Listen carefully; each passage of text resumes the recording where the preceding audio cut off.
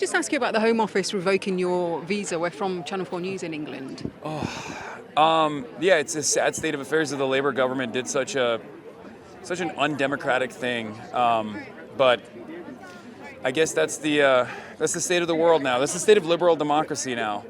I didn't have a problem going into the country under Tory leadership, which, clearly I'm at bigger odds with. They've said that your presence in the UK wouldn't be conducive to the public good. Do you think that could harm Abdul al-Said's campaign being associated with you? No, I don't think so. Will it put off some voters? No, I don't think so. The overwhelming majority of the Western world, I think, recognizes that what Israel is doing is a genocide. I think the media is now playing catch-up at this point, but for the most part, the people are pretty united on this issue. And no matter how hard governments move in the direction of repression, you can't really hide from the truth, and you can't really hide from the shame either.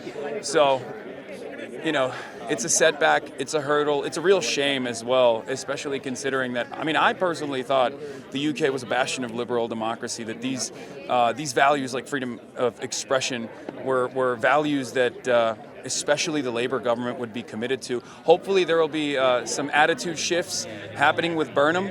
The government says it is committed to those values, but it says that your presence, you threaten those values. You're not conducive to the public good because of some of your rhetoric. Yeah, of course the government is going to say that. They're not going to be like, we hate free speech now, but were they really committed to it with the pensioners that they arrested for the Palestine action protests that were taking place? I don't think so. I think that was a significant mode of repression from a government that recognizes that they are out of step with the needs of their voters, with the needs of the masses that recognize that Israel is committing a genocide, and the masses that demand a change from their government. That is the fundamental of liberal democracy, something that I believe in, something that I'm fighting for here in the United States of America, as the Trump administration is putting democracy in the crosshairs.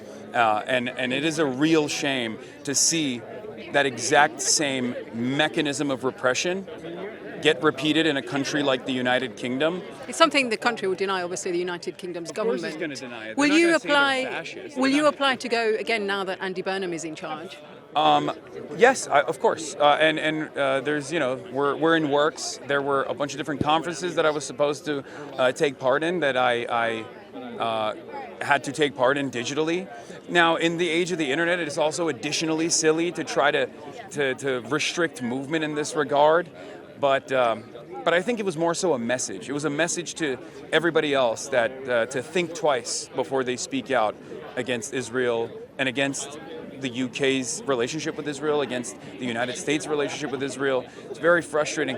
And it also has an additional compounding effect in terms of growing anti-Semitism. Not only is this false association of Zionism and Judaism very harmful for Jews living in the Western world, and it's something that I actually ironically warned about the last time I was in the UK when I spoke at the Oxford Union, which is what I was supposed to do this time as well before I got banned.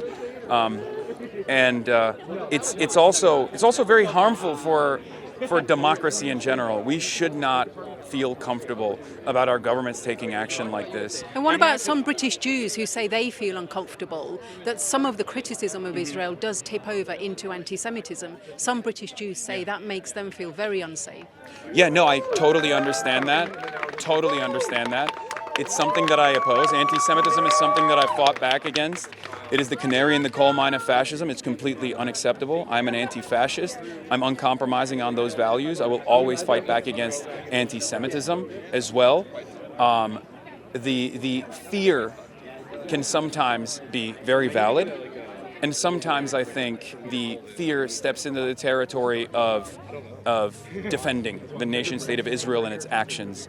I think people are people, countries are countries. I criticize Saudi Arabia vehemently. You're not suggesting the fear isn't real for people who feel the fear? Of course not. And I do think that there is a legitimate reason for it as well. I think it's not a secret that anti-Semitism has historically exploded in times of Israel's sieges in Gaza, and this time being the most consequential one, the most violent one, has also led to an increase in anti-Semitism. We believe that is partially born out of this false association between Judaism and Zionism, a false association between the nation state of Israel and Jews living in the Western world, Jews all around the world. We oppose that, and we will continue fighting back against that, no matter what people say. Are some in the Democratic Party, in the establishment, out of touch with how many younger voters especially are feeling about issues like Israel and what's going on in Gaza? Absolutely. I mean, it's not a secret. I think this race, as well as many other races that I've played somewhat of a role in, I had the honor to work alongside some of these wonderful candidates. This insurgent movement that's growing in this country has proven time and time again that it's not just about Israel, but a litany of different issues as well. It's about corporatism. For some, it's about capitalism. But for many, it's about corruption and a lack of interest from our politicians to address some of these economic pains that people are experiencing. I mean, after all, this is exactly what Donald Trump ran on as well. He said he was going to fix the prices, and yet prices remain quite high. There's a real affordability crisis in this country. He said he was going to run on a peace ticket, that he was going to be the peace president, and yet he has started countless wars and only continues to leave the world in a state of disarray. A lot of people are very frustrated by that. It's not just the Democrats either. There are a lot of independents who are frustrated by this too, and there are a lot of Republicans who are frustrated by this too.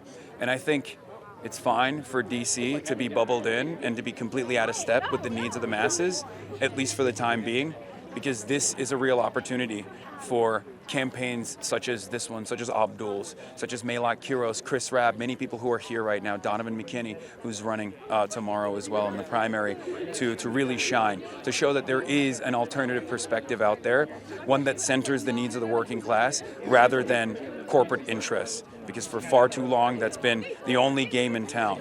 But we're coming.